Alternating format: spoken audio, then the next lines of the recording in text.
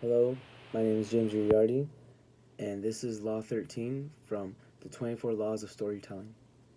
In the book, The 24 Laws of Storytelling, Law 13 is called Series are a right, not a privilege.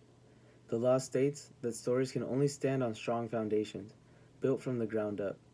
This means that if your story is lacking entertainment, then it probably shouldn't have a sequel or series. In order to even begin to think a series should be brought, a lot of time, investment, and patience is required.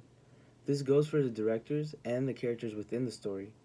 If the audience doesn't have a good grasp about what the main goal of the story is going through, then it's probably because the story is being produced too quickly or poorly. For an example of how to poorly execute this law, the book mentions the Fantastic Four, specifically talking about the 2015 Fantastic Four. This was around the time the Avengers saga and the Dark Knight trilogy was going around. These two series being a success, many studios wanted to join the train and try to reuse their comic book properties within their own stories. The 2015 Fantastic Four reboot tried to mimic Dark Knight's darker and grittier interpretations. This ended up failing. Instead, they were slammed by critics for its excessive use of dark tone and bad graphics. Its worst criticism was the attempt to build a shared universe.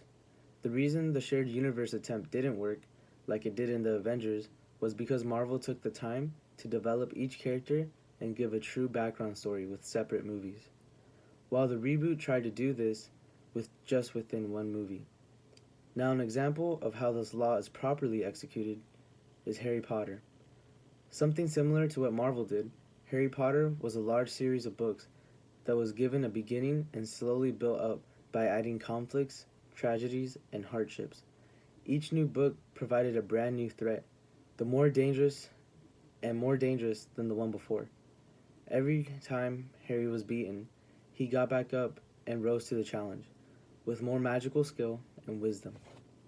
At the end, he finally defeats the main antagonist of the series and wins. The author makes an excellent use of what is called the snowball effect. Slowly, he built his character and antagonist, and then gave it his all at the very end. Thank you for listening.